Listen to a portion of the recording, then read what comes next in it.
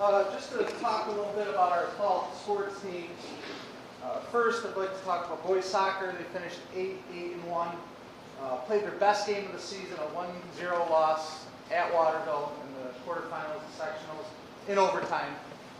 Well played game. They improved through the whole season, and it just really was. There was a little incident prior to, and we come back and represented Sauquoit Valley in the highest regard in the sectional game in Waterville. Played very well, but fell on the short end of that game to score. Football ended up 1-7. Won their last game against Unadilla Valley. Played 8-man football. We're probably going to be in 8-man football for at least 2 more years before we might reconsider going back to 11-man. There will be a decision among the district if we go back. But 8-man football really is working out well because we're still playing football with that. Probably of those 7 losses, they had 4 losses where about 5 minutes in every game, kind of a little letdown, and there'd be like quick points by the other team. They would score like 21 quick points in that 5 minutes. Fairly competitive for a team with a record like that. Cheerleading had 13 girls. They were some awesome school spirit on the during the games. They did a great job at our pep rally. There was 13 of them, so hopefully those numbers keep improving with that.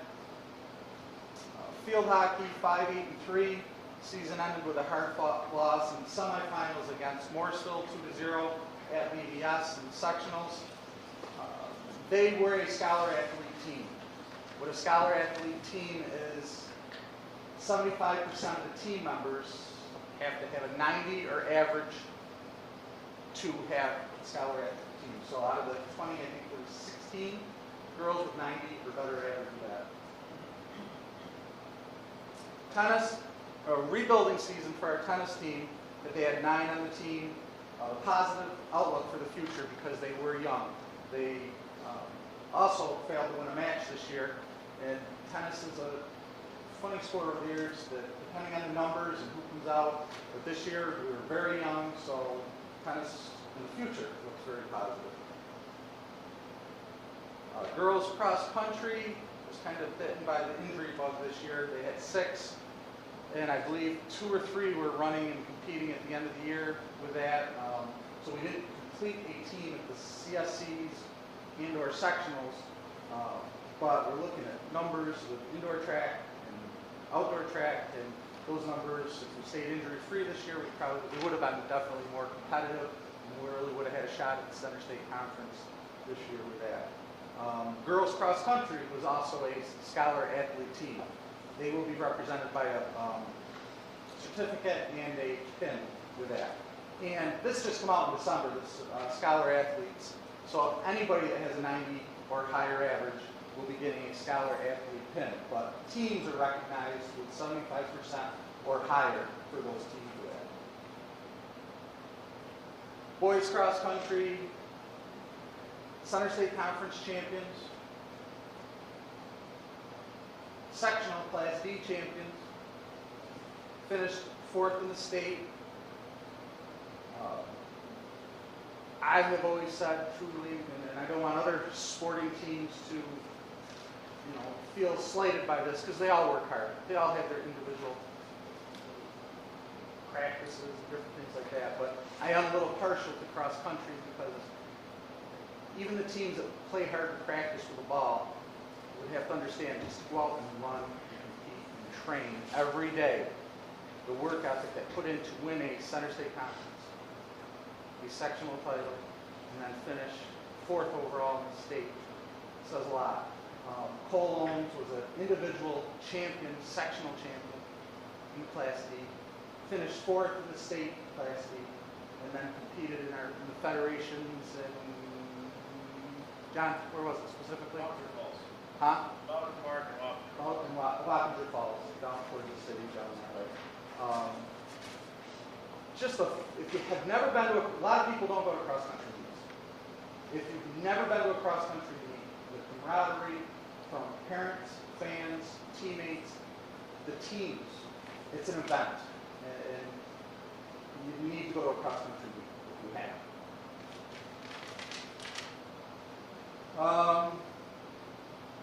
Girls soccer. I'll say it. They didn't win the state championship, but I feel it was one of the best teams we put forth ever. How they got through our sectionals and just they buried teams. And they just, from about mid-season on, the improvement the girls displayed was awesome. You know, I saw a lot of their practices. Sectional championship, they went through what were considered dominant teams in Beaver River and IHC. And they buried them. You know, they came out ready to play 5-0 and 3-0. They go to a regional and play a very strong Watkins Glen team down in Norwich. Dominated the game, but won 1-0. And that's kind of funny about soccer. Those things can happen. Fun game to watch. You know, again, the following that the girls soccer team gets is super. Not only because they win, but because they're a fun watch. They're enjoyable. They play hard. They're skilled, obviously. The semifinal in the States, 2-1 versus Byron Virgin. Another close game that played very well. You know, there's so many all-stars. You know, 1 through 20. I know we recognize scorers. We recognize defense. They're a fun watch. And I enjoy watching them as a team about as much as anything. Who am I missing? Oh, the final. Okay. 6-3. They had other team come down and was dominating us. And it's kind of like, well, they were a good team. Well, we battled back and made it a game to let them know, you know, Sauquoit was there. You know, we got off to a slow start. Ended up losing the game 6-3, but we played well, except for maybe about 10 minutes in that game, 15 minutes. So, very proud of them being state runner-up. I know that might have hurt at the beginning, but you will have that state runner-up. And any girls that are juniors or less have another goal to shoot for. And that goal is there in their minds, and that's something to shoot for. And we look forward to the effort that we're trying. Oh, by the way, they're good at soccer, and they also were a scholar athlete team with 75% of them 90 average or higher. So great athletically and obviously very good in the classroom.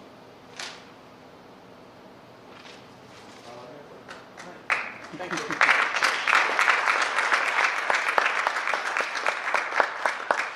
Mr. Jones, if you'll stay right up here. All right. First of all, thank you all for coming out. I know you were invited, so thank you for taking that invitation to come tonight. The board likes to honor sectional championships, whether it's teams or individuals. That's why we invited 32 athletes here amongst 3 teams that are represented here tonight. It's a pretty impressive fall for our athletic program. And you know, I'm not going to repeat everything Mr. Jones said. I will echo what he says. I agree wholeheartedly. You know, I've learned to fall in love with watching cross country. I don't run as well as I used to, but I can still get around the course a little bit, try to catch them in a few spots. They just don't see me maybe 6 times. They might only see me 3 or 4 if I'm out there. So, but I guess that happens all the time. Girls, outstanding brand of soccer. I shared it in the letter in your invitation here. It was just very impressive. Yeah, you lost that last game 6-3, but your play was equally impressive. And to put it in perspective, I'm going to say there's anywhere from 650 to 700 schools that compete in New York State in girls soccer. From Class B to Class AA, only 10 of them got to play on that last Sunday in Cortland, and you guys were amongst those 10 teams. So that's something to take home. I know certainly that thirst is still there to try to bring home that state championship, but very impressive what you did. So, no further ado, we'd like to, at least the board wants to show their recognition for your outstanding achievement with a certificate and just acknowledge you here tonight. So when I call your name, if you are here, please come up and receive your certificate. Juliana Gelfuso. Caitlin Kaur.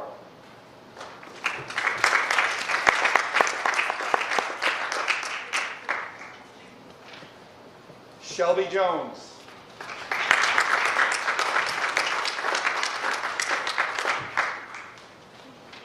Paige Coon.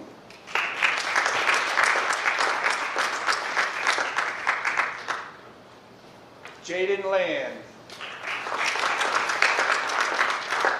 Kayla Salvatore.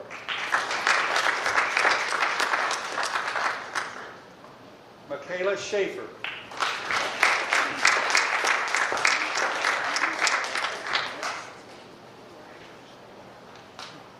Selena Spurbeck.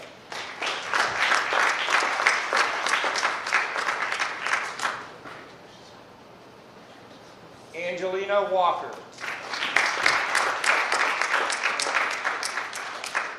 Emma Yerman.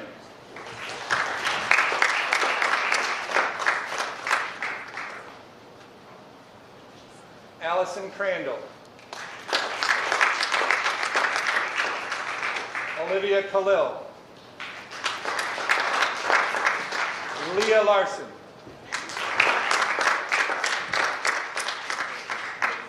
Anna Noel Leonard. Alyssa Price.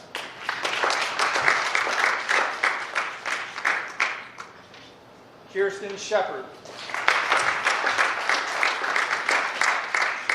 Ella DeChavo. Addison Lazarick. Cameron Yearman. Kristen Williams. Julia Zagarelli. And Michaela Land. And then our coach, Courtney Roberts. And Jeff Boone here. All right, thank you for his volunteer. Girls, again, congratulations. Yeah, if we want to do a picture maybe at the end. Here, we'll do boys and then we'll all right, next we have boys cross country. Brian DiGeronimo.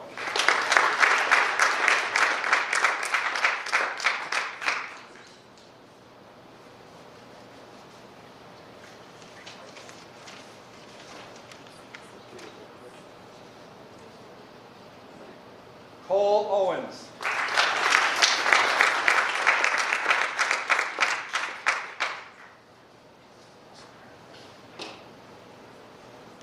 Matthew Hanna.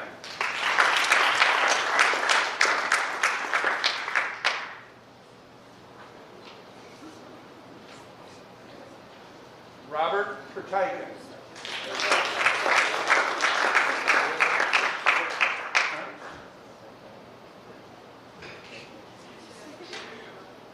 Johnny Mudge.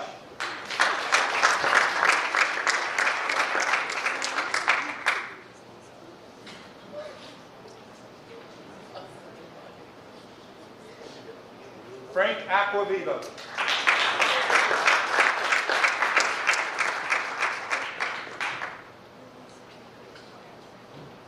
Keaton Bailey.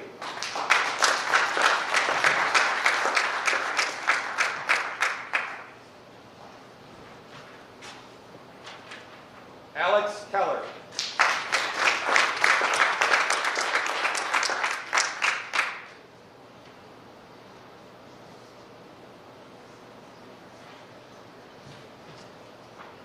And coach is John Nicotera.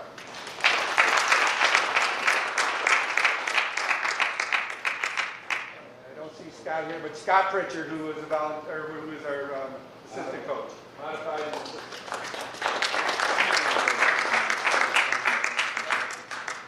Okay, we have two athletes here tonight that competed in the sport of gymnastics. We do not have a team at Sauquoit. These two girls combined with New Hartford for this season. Actually, we have for the past few years. And the New Hartford team, including these two girls, won the Section 3 gymnastics title. And I think this is multiple years, if I'm correct, that they have done this. So again, we talk about, different sports have their different levels of effort and what it requires. and to, you know, I know cross country goes out and runs every day and pounds their body, you know, especially feet and knees. You go to a gymnastics meet, they're pounding all parts of their bodies. And sometimes parts they don't intend to do because they don't always stick their landings, but it's amazing to see them bounce back up with the tenacity. And in fact, they're usually upset and they can't wait to get back on a balance beam to try to do things that I can barely do probably in the width of this walkway. They do, what, 4 inches, I think, of a balance beam. But it's what's that? Yeah, and I'd like to say something too, because, you know, most of us, soccer, field hockey, tennis, we understand those sports. We see those sports. You know, I said cross country, you need to get out and see a cross country meet. And same thing with gymnastics. We don't have it here at school, but the opportunity to go see them at Valley Gymnastics or in a sectional meet and see what they are doing it really is awesome. And it's a neat experience to see with the girls that go out and put the time, early mornings, late nights, almost year round. I'm sure. So fun watch, and I congratulate both girls on that. So we do. We have 2 girls here that, due to the openness of the board and their willingness to allow this opportunity, because it does take the marriage between the 2 schools to be able to do this. So I'm certainly grateful for the board's open-mindedness to allow these opportunities for our student athletes to succeed at the interscholastic level. So if I could have Julia Makusak, please.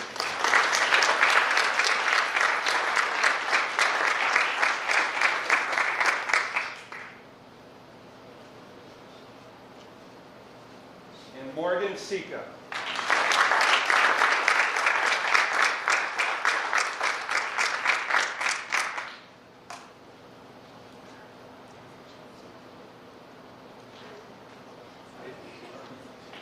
Once again, thank you very much. We appreciate you coming, and I certainly congratulate you again on your outstanding recognition. If we could get maybe some team pictures up front here. Yeah. So come on up each team. Soccer first.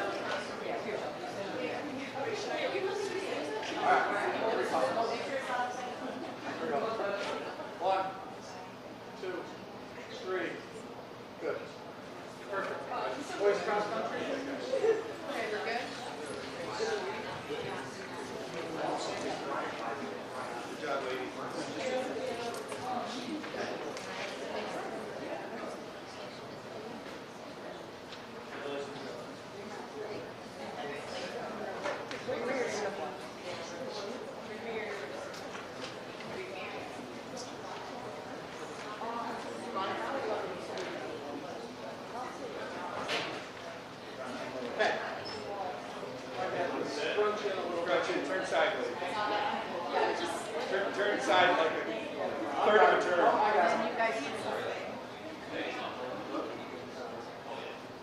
Look up, coach.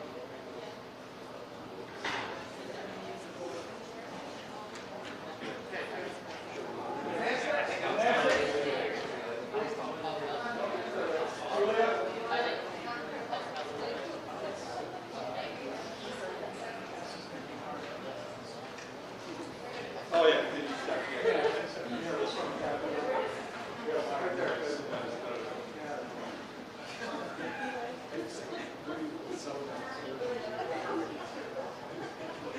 Thank you.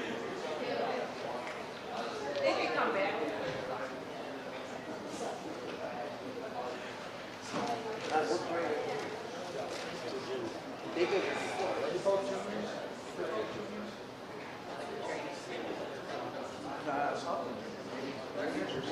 You're both out of class. Yeah. Morgan was.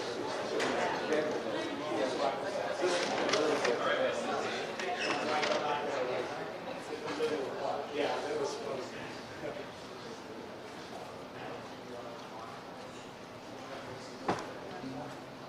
Hey.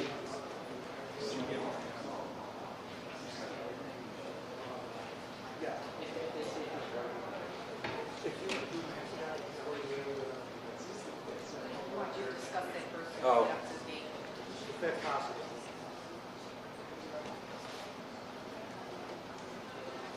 Sure.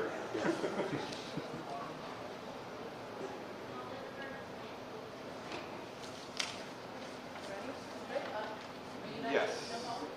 Should be good to go. Next, we'll move on to public to be heard, and we did receive one request, a letter from Jerry Tluki, and he has asked that he please be read during the public to be heard section of the meeting. And Mr. Nicotero got that letter, if we would go ahead and read that, please. Sure, Don. Thank you. Don asked me a few minutes ago to read this, and I will do. Good evening, board members, and please accept my apology for not being able to be present during tonight's Board of Education meeting. I am submitting comments related to the recent directive from New York State for schools to stop using Native American mascots by the end of the academic year. It's important to take a moment and reflect.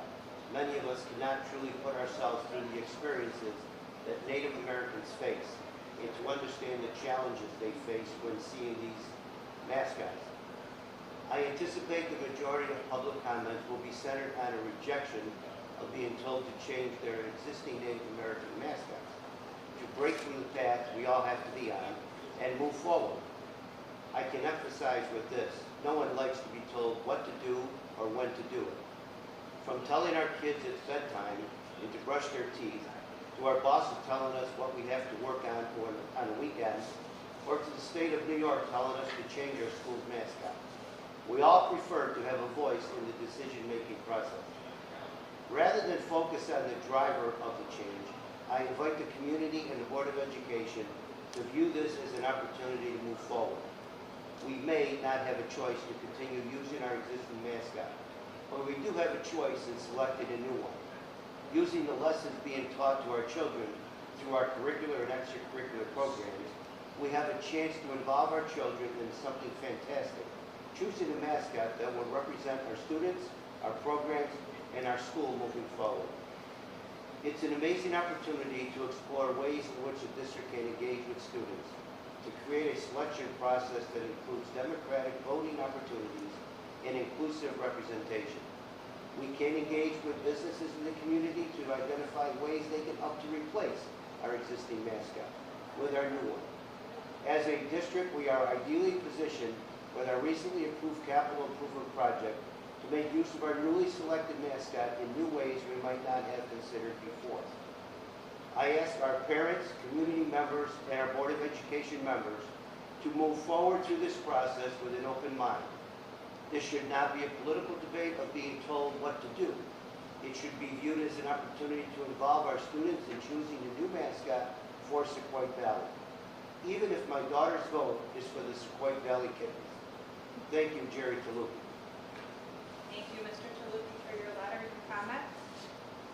If we don't have any other public to be heard, we'll move on to Board of Education Subcommittee reports. Okay, just wanted to touch upon before the meeting, we did had a tour of the middle school. And I think it was a good idea, certainly with new board members to kind of, if it's been a while, that they've been in certain schools. So I'm looking to do another tour of the, at our next meeting. We'll start at 6:15, it'll be at the elementary school.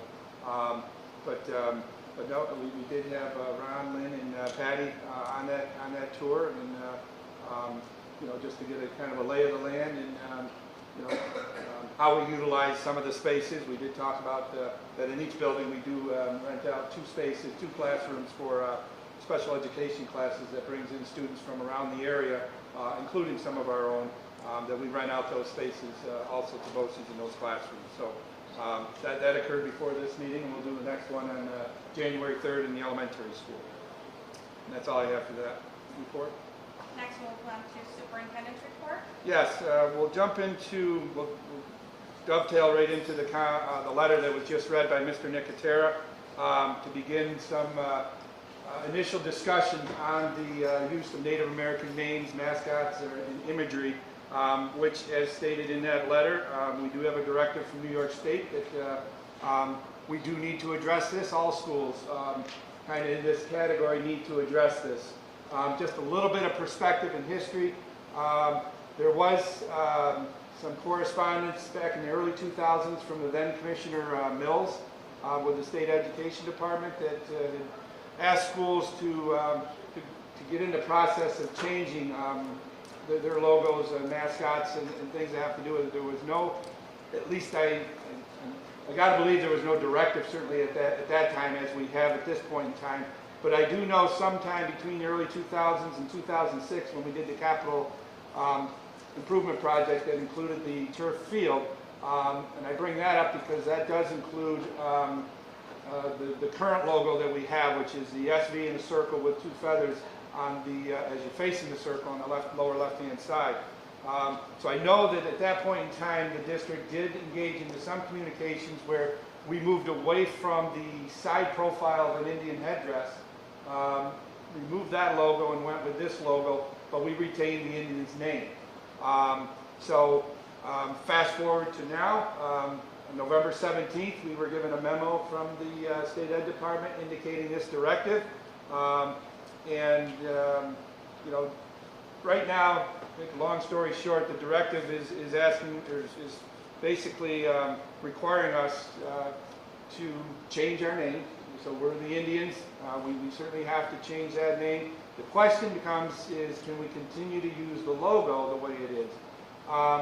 There may be some gray area. I know in this memo they talked about if you had a pre-existing arrangement with the Indian nations or a recognized tribe, that if you got into conversations with said people again, you know, perhaps there could be some consideration here. That sense has been, I don't have specific documentation to that point, but I know our district superintendent, Dr. Kilborn, who meets monthly with the Commissioner of Education, shared with us that this is what the discussion is, or what the talks are, is that anything associated with Indians, we're pretty certain may have to go. I know there's schools out there that are warriors that, you know, may have the argument or may feel they have the argument that can be defined in different ways. It doesn't always have to be attributed to Indians. However, some of those schools used to have Indian logos, Indian headdresses of such sort. So there was a nexus between the logo and the term warriors that said this is representing Indians. I believe that's what's being told to us. Perhaps with our current logo, that may be the same case, that it's, you know, okay, it's a feather, two feathers off the side of a circle, but we've always associated that with the term Indians. We may not have a say on whether that can stay or not. I'll certainly continue to look to see if there's more information coming. The State Ed Department did indicate that in that memo there would be further guidance. The word we're hearing is there will not be further guidance. We need to make the change, and we need to make the change as soon as possible. They may come out with a frequently asked question document that may include something like what I just talked about as far as our current logo. So at this point in time, you know, I will also state that on November 22nd, I believe there was a letter posted to the United Indian Nation website that basically the nation was in support of SED's directive in this matter, and we believe that any type of agreement, previous agreement with the nation is null and void, and that there would be no new agreements with the nation going forward. So while there may be some unanswered question, it's pretty clear that we have to move from the Indian nickname, and it may also have to be moving from our current logo, but I'm hopeful that I can find some more information on that. But I wanted to at least open those discussions, share what the expectations are, and kind of go from there. You know, before we go into there, some of the expectations from the state is that we basically, starting tonight, make a commitment and devise a plan by the end of this school year on how we're going to go about this process. Again, I said it's very clear that we have to move away from the term Indians. So we need to develop a plan by the end of the year of how we're going to get there. So maybe that logo becomes part of that plan of unsureness, but I will say we do have a capital project coming up, and part of that work is replacing the turf field. Our current turf field does have this logo on it.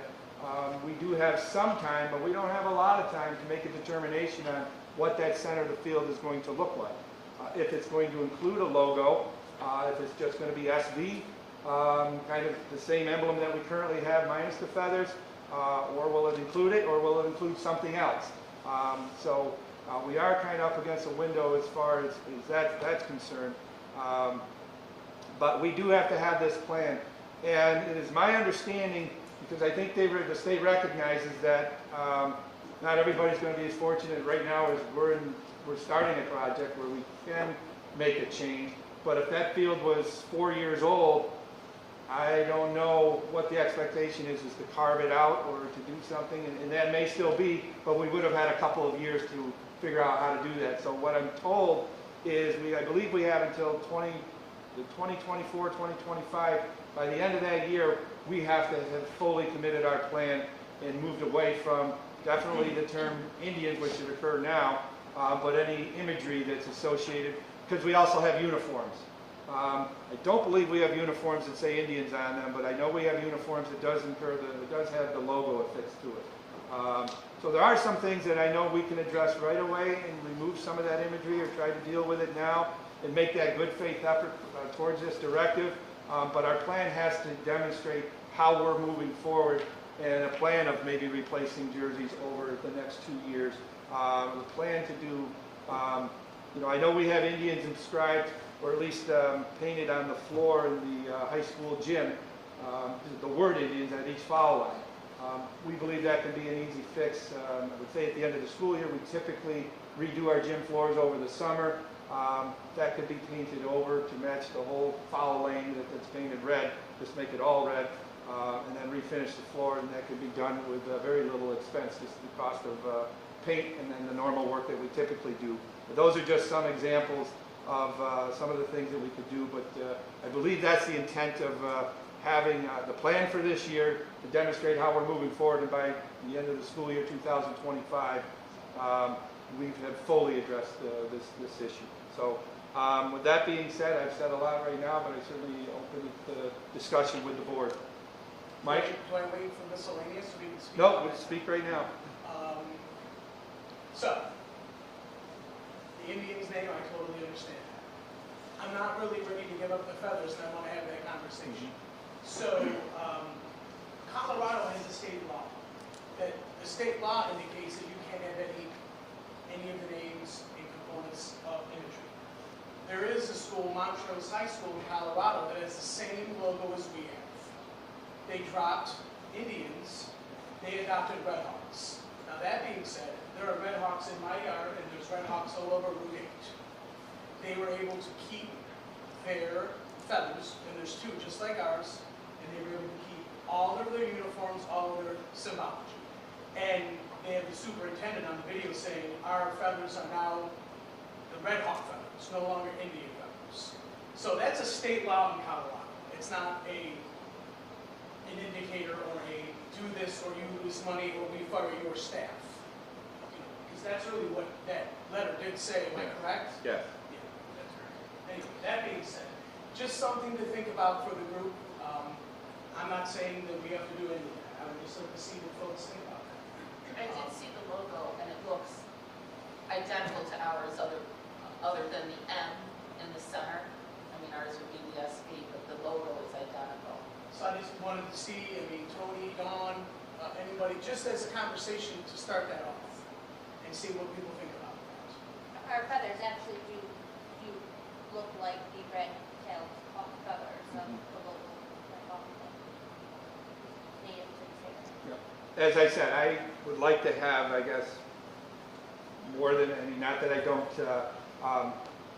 feel that the message coming from SED through our district superintendent is, but I don't know, people who are the warriors kind of making the same argument and say, hey, we've changed our logos, we're going to represent warriors in a different way, I guess. So I don't know if there's more to come on that, or more guidance from the state, or if it'll be a flat out, no, you need to change it, and if I get something a little more affirmative to that, I'll certainly share it, but I think we have to move our discussion with the possibility that may not be able to stay. But this is absolutely the point in time to engage in these discussions. it is an opportunity, as stated in the letter there, and I think, an opportunity to say, okay, this is what we have to do, but then, let's open our minds to see how we move forward. If it's with the Feathers and we can rebrand ourselves in a different way, with a different nickname, perhaps, but I cannot guarantee that that's, what's going to happen. So I think we have to be prepared, kind of maybe moving this discussion in a parallel fashion, with perhaps holding on to something that we currently have, but also maybe having to redirect it. Ron, the only concern that I have is when Commissioner Mills, and I think you said was it 2000? Early 2000, 2001, 2002. Okay. The people and the staff, the administration, the Board of Education, the community that was involved, we responded to a recommendation that he made. It was not a mandate. This district and the community showed the leadership and integrity to stop anything that may have been perceived as offensive. And the community supported us, and we supported the community. And I think for State Ed to question us if we were to keep the Feathers now, we have proof and evidence of 20 years ago what we did to take action. We stopped anything without a mandate of what was offensive to a Native American. So we took that leadership. And I just question, if they were to question us now, we have fact, we have evidence that we took the leadership, that I'm repeating myself, but we showed our cause. So I think that's in our defense, that if we advocated to the Red Hawks or the Cardinals, I heard the name Cardinals, because if we kept the feathers, the red and white feathers, Cardinals, red and white, I don't know. I just heard that in the community. I just throw that out there. But whatever we adopt to align with the feathers, I guess we could stress the fact that we already did what we had to do, not by mandate, but by our own integrity as a community. And I think somebody in State Ed should be able to listen and say, you know what, we're not just mandating you, you've already taken action, and you need we've already proven to ourselves what we stand for. So maybe that's an argument on our part. If the community, if the students, if the administration looks at a mascot that we can align with feathers, it just makes sense that we've done our homework, and we didn't have to sit back and wait for you to tell us. We honored a recommendation from a commissioner who is since deceased, but he saw something that maybe other people didn't see at that time. So that's just my opinion. Thank you. To piggyback off of what Tony said also, we have to draw the line somewhere. Like, indigenous people don't own the copyright to the picture of a feather. So selecting a mascot that has feathers, regardless of if they're these feathers or they're feathers on the other side, they're feathers. Like, but we've got to draw the line in the sand somewhere and hold a stance that says, this is what we choose to keep, which is a financial savings to the district, and it keeps our logo that so many of the kids that were just sitting here had across their chest. How much money are they holding hostage? What's that? How much money are they holding over our heads? I mean, you said funding. Yeah, I don't know. Yeah, I don't know how far, because like I said, they also said there was going to be further guidance in that letter too. So, I mean, their strong push is if you need to make a change, you need to make it now. But I think we got to work through this potential gray area. We may feel it's gray. Somebody else may feel, no, black and white. You need to, you need to do this or that. But no, I don't have a monetary figure. And I think the fact that we demonstrate a plan, because that wasn't necessarily articulated in that November 17th memo. But if we articulate a plan and how we're moving forward and how we're trying to make a good faith effort to address this, and it may be this discussion to see where it can go, that's what they want to see. But then they recognize that it can have a financial burden if you have to change out all your uniforms. I don't feel there's a major, at least at this time I haven't identified where there would be a major capital improvement that we would have to do, within this time frame to have done that would be a larger cost. That could mean well, I guess if it was something painted on the floor, that could be sanded off and the floor could be redone. And that would be a cost, but not as much as like putting out a whole new floor. Like putting down, ripping up a portion of the turf to put down a new logo. Like I said, we're at that point where we have, some opportunity to address that now because we have a capital project. So there's no specific number right now what they may hold over our head or where that threat may even go. I think especially now that you're saying draft a plan, show us that good faith effort.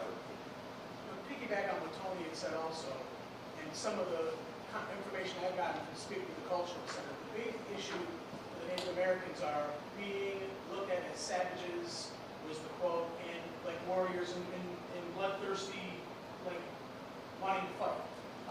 Arrows, spears, hatchets. I understand that. The head, literally decapitating chiefs and putting their heads on pikes. So, Whitesboro, West Canada Valley, all these schools, absolutely. We're talking about 2 feathers from an animal that's in all of our yards, nesting probably in the spring.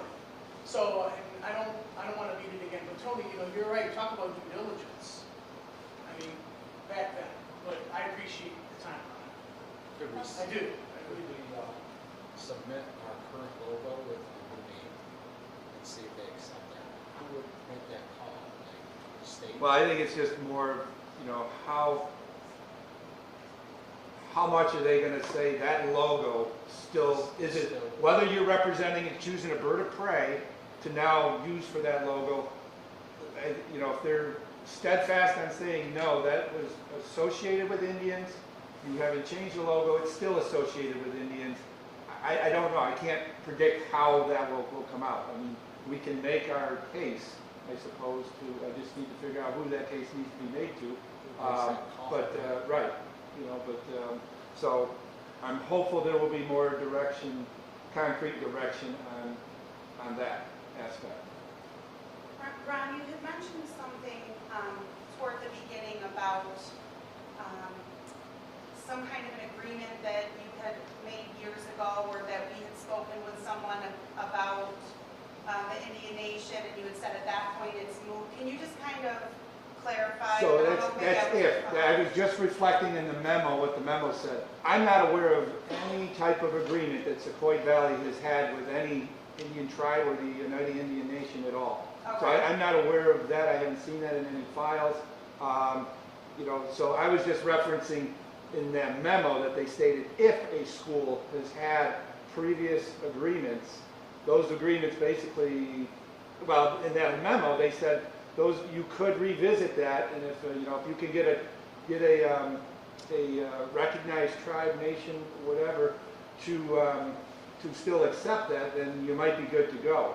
So you're saying that was But the that's past now. tense, but now that's no That's longer right. option? I don't believe that's the case based on the statement that came out from the United Indian Nation in support of this directive from the state, and that they're not going to entertain any new agreements. You need to change it, basically. I think the statements that's coming from them. Ron, I have to ask about the numbers. I always ask about the numbers. So what's it gonna cost if we did a full rebrand versus standing our ground and keeping our current Right. logo and making those small changes that we discussed? Right. I think that's really big. I mean, we talked capital project, Yep. that's great for the turf, but that's not gonna cover uniforms, Nope. gym schools, Right. other areas of Right. the buildings. Yep. No, we're trying to come up with that estimate right now.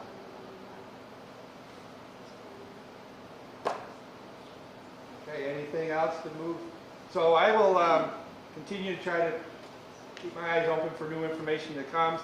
I guess start building articulate some type of plan. Hopefully there's some guidance on maybe how that plan needs to be formatted. Look, I don't know, but at least I can start jotting down ideas. And I'll certainly run that by the board as we move forward in this process. Just so I'm clear. Get input from the community.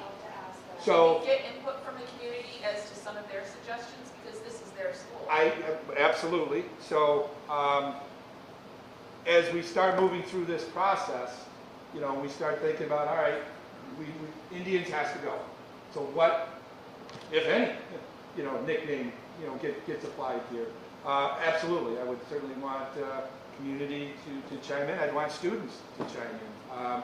You know, I think this is a wonderful opportunity for students, and you know, to embrace this as an opportunity and have perhaps some input on how this may look going forward for them, for the years they have left, or for the young ones coming up in our future.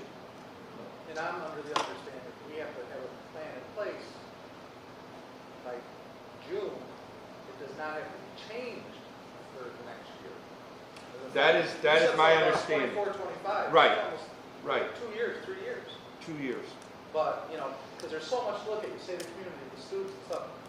The other thing is, as you're going along that process, getting Red Hawks, volunteers, Red Storm, Cardinals, you know, you're going to come up with many, then what group's going to decide out of those 3 or 4 we're going to have another vote on? Then ultimately, who's going to have the final vote?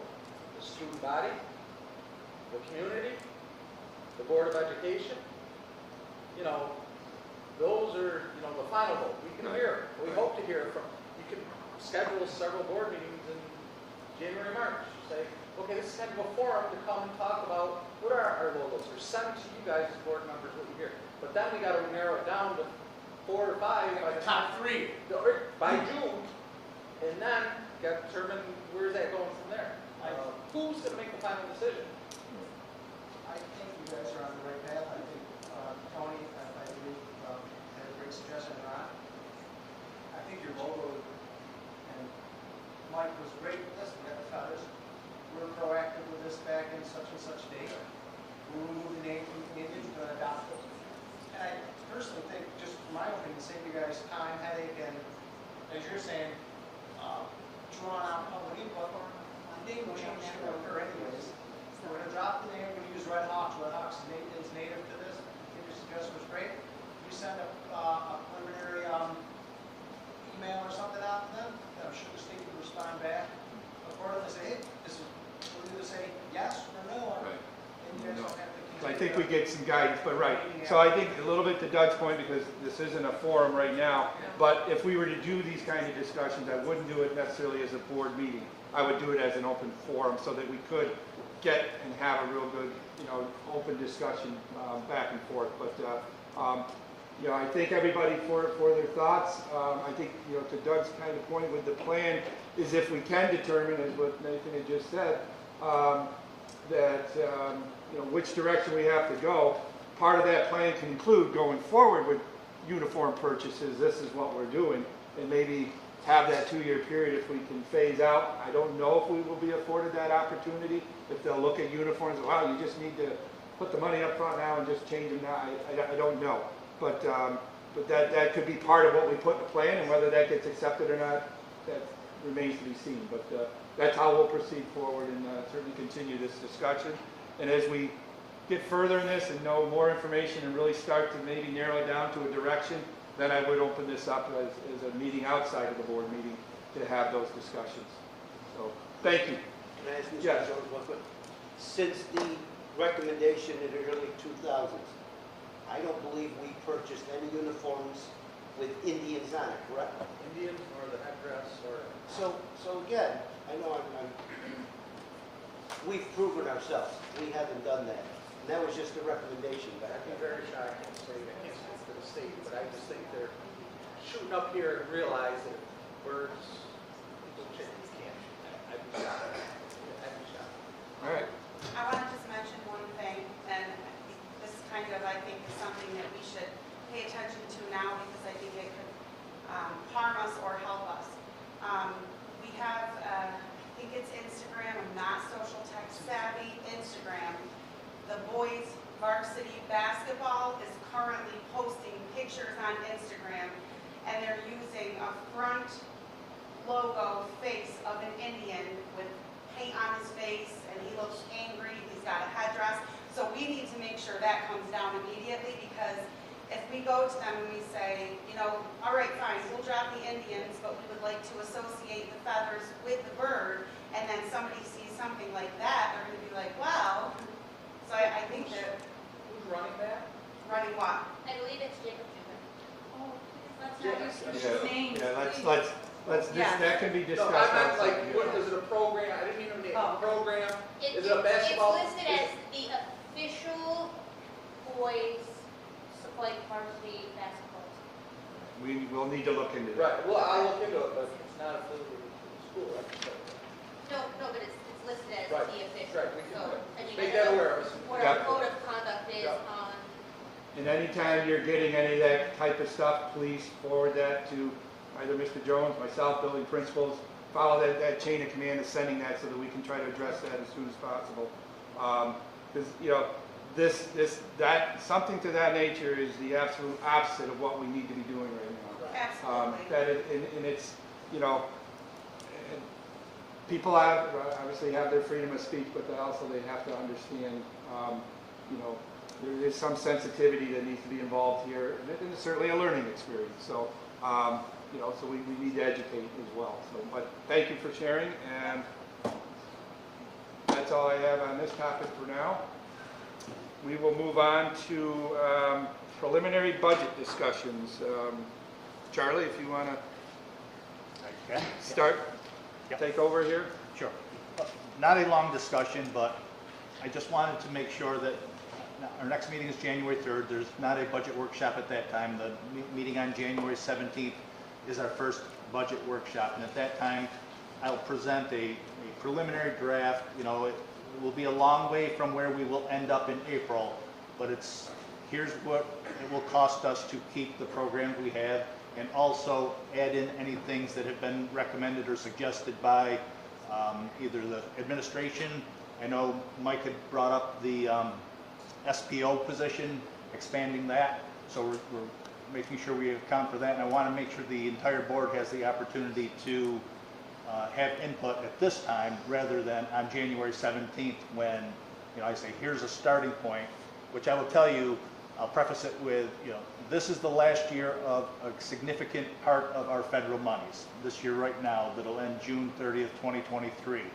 So as we roll into next year and the budget that we are putting together right now, those funds are disappearing, barring any new monies that become available.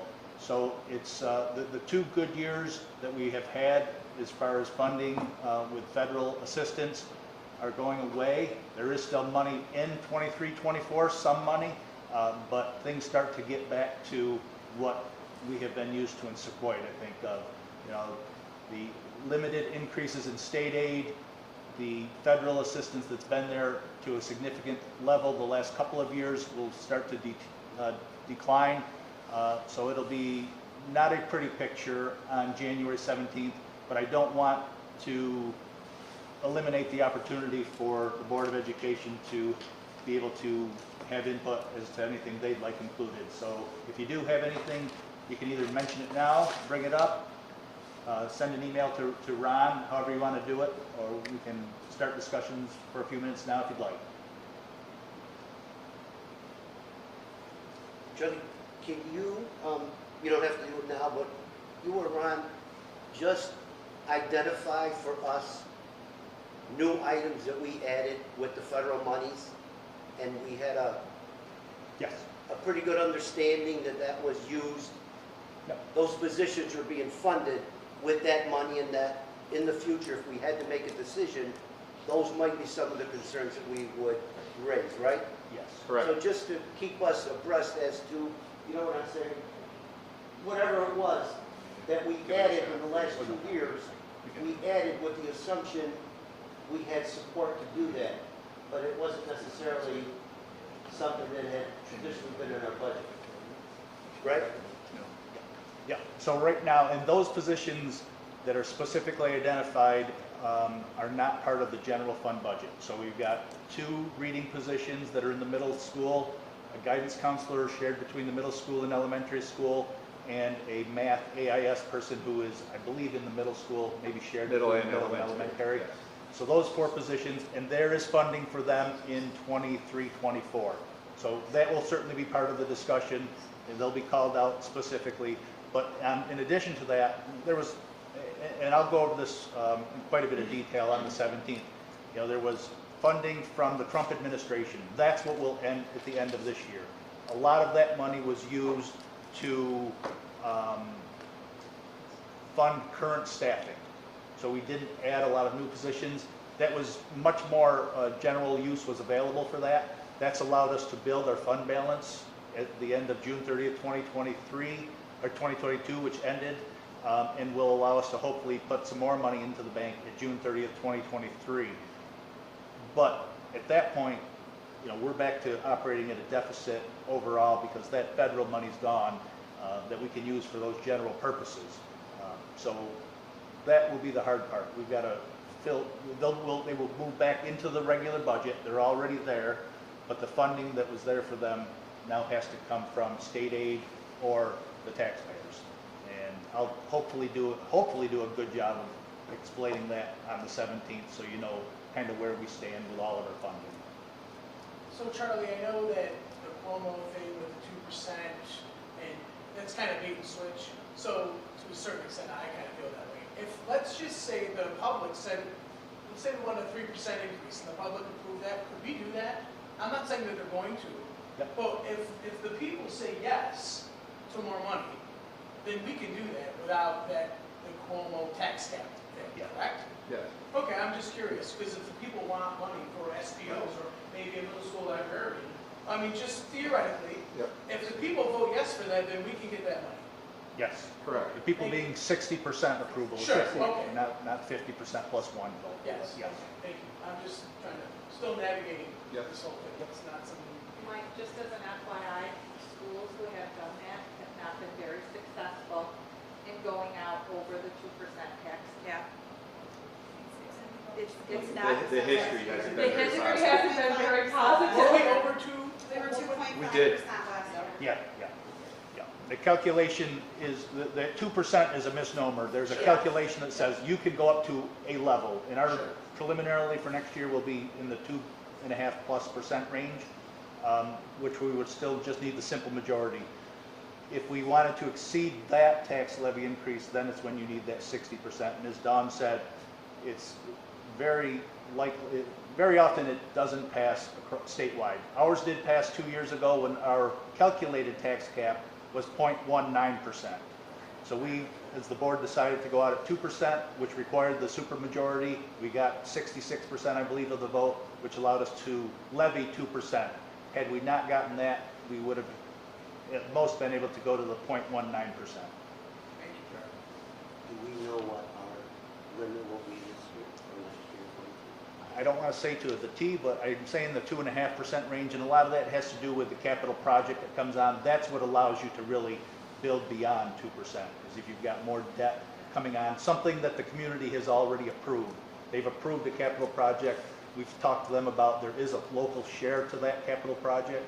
So you start with, here's your tax cap calculation, and then you can put in that additional part that the community has approved separately in your calculation. But that's a good place to start. Well, it is, but it's kind of money that's already earmarked. We're not in a 1.8, 1.9%. I would say we will not be for 23, 24. Correct. Do you have a list of positions that we've been recommending from administration that suggested? I know librarian, I know what that was. Yes. There's there's- can we get that soon, just to see what the Sure. feedback was from the administrations? That gives us time to kind of look at it.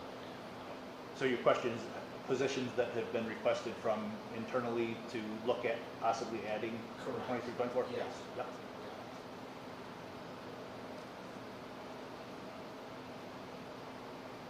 Okay, any other questions for Charlie? All right, one thing I don't have on here, I just wanted to recap, is the update on superintendent search. Dr. Kilborn, well, per our last meeting, the board approved to use the BOCES district superintendent as our search consultant, which we're able to use through BOCES at no charge to us, with the exception of any fees that they have to use in their advertising, school communications department. But for her services, there are no additional fees for that. That's part of her job, as she stated. She would like to meet with the board, and I know you were all able to get back to me. So December 21st at 6 p.m. will be a special board meeting just for that purpose, just for the purpose of her coming in to get that process rolling with the board so we can start. I know she wanted to talk about, I think, timelines.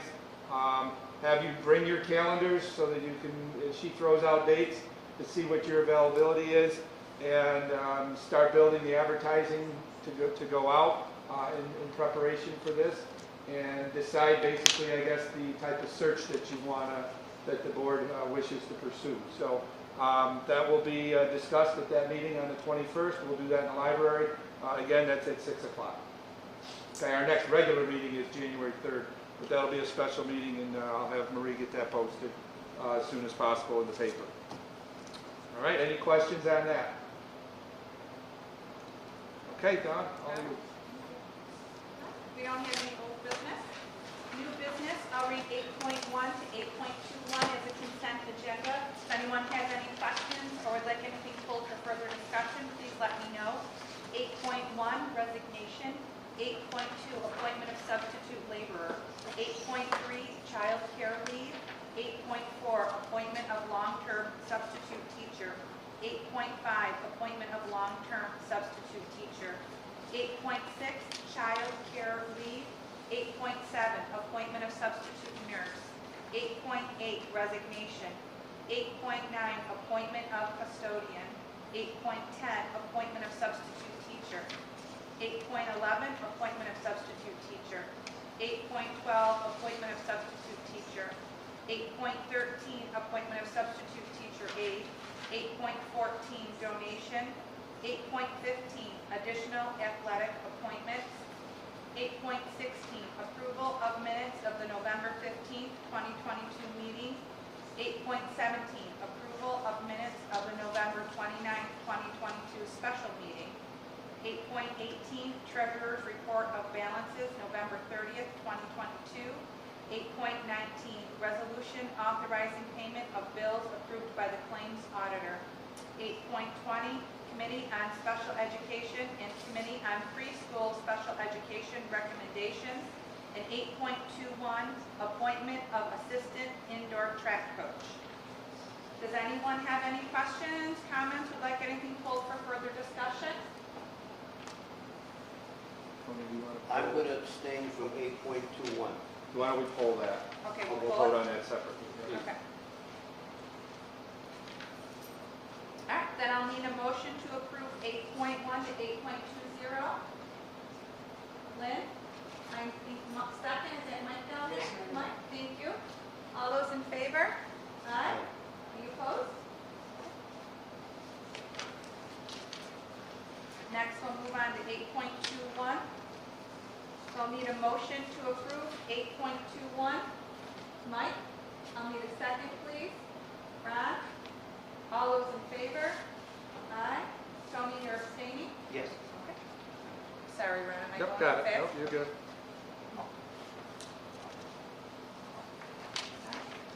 Next, we'll move on to miscellaneous topics.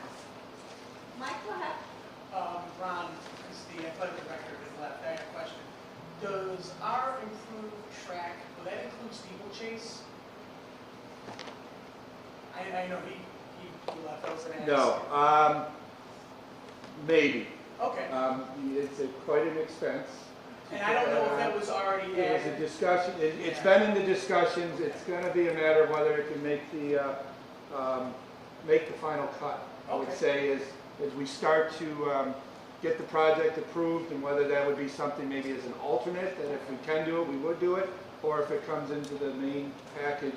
Really, it's gonna come down to how much of that, was it 10.875, I think, something like that. You know, where we lie with that, and Okay.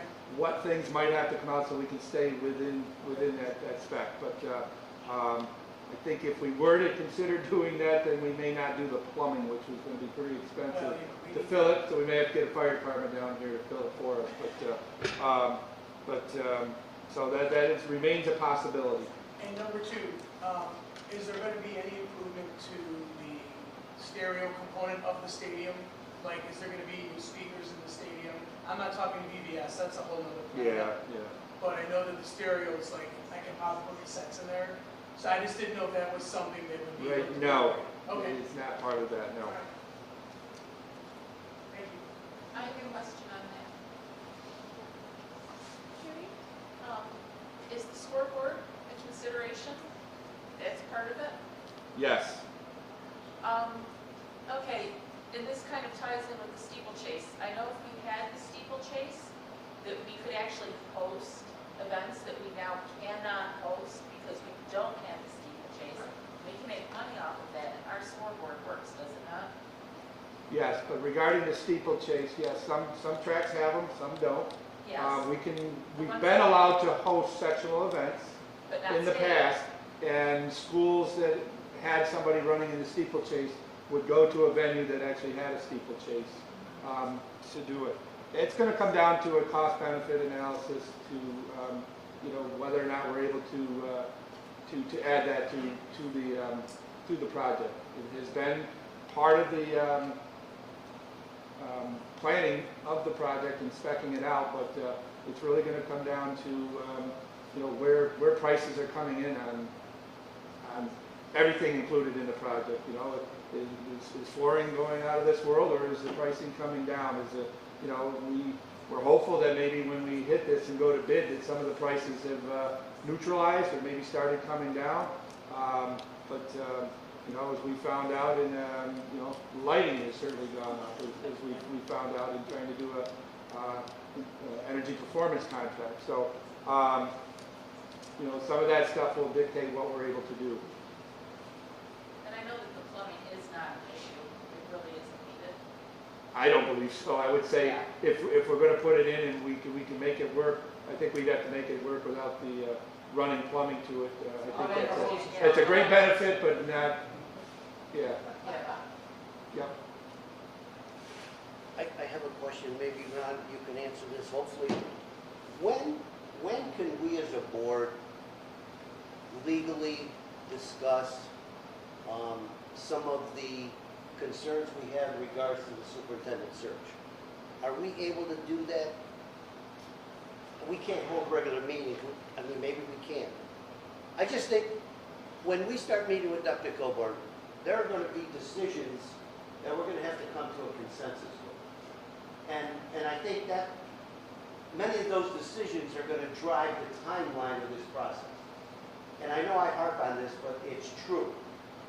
If we're advertising all over the state, which is good, it's costing us money. There's journals they're going to advertise in. There's newspapers. We're bringing in candidates that don't even know where Sauquoit is. And we're going to be tied up in that process.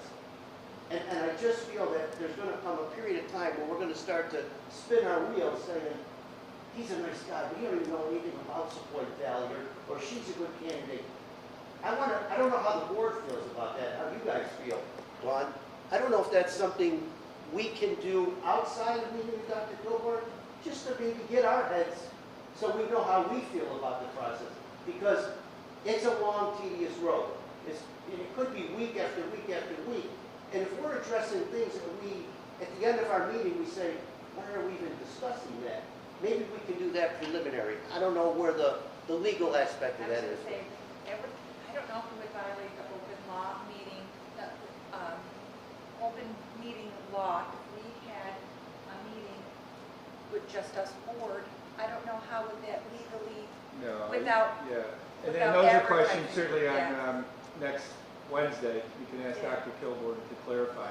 But those discussions, you're not talking about specific candidates. No. They need to be open. They need to be out in the open. Maybe. Have those. But if there's something that's more specific, that may say, hey, this has to be discussed in executive session, she can certainly articulate that, and then move into executive session to have those. But any general kind of talks, I think they need to be out in the open forum. I don't know if you've seen the news going on in Utica City School District. Oh, yeah. So I'm very cautious. I don't want to be in any violations. I don't want to see us get dragged down come March and April after spending months and months and months waiting for word to travel throughout New York State about our vacancy, which is maybe that's what the group wants. I just want to be respectful of you guys. If that's what you want, I can understand that. Help me to understand this. So let's say we chose one of the lunchrooms on a Thursday and invited people, and maybe no one would come. Wouldn't that count as us being able to have a discussion, like maybe having coffee, like to do those things instead of having to wait for Dr. Kilborn to meet with us? Is that what you're kind of talking about? Because it would have to be in public, you know, and making an announcement. I just want to try to understand where you're asking. Yeah, but there's still laws to that. You have to advertise it in so many, I believe it's up to 72 hours before we would do that. So there's rules and laws that we do have to follow, even if it is just informal, like you said, sit and have coffee. You have to be careful because it's a slippery slope. I don't want to go down and violate anything down there. And again, I think those would be great comments and questions for next Wednesday too. Okay. Yep. What I think, Mike, too, is, you know, absolutely, we want to hold public forums. I want as many people here as possible, and we can make them as informal or as easy as I think we would like. But, yeah, I agree, the more input we get from the community, that absolutely is valuable. So. Okay. Any other miscellaneous topics? Okay. All right. So, for all set, then we'll need a motion at 8:13 to go into executive session for contractual and legal matter. So moved. Tony, I need a second, please. Mike? Okay. All those in favor?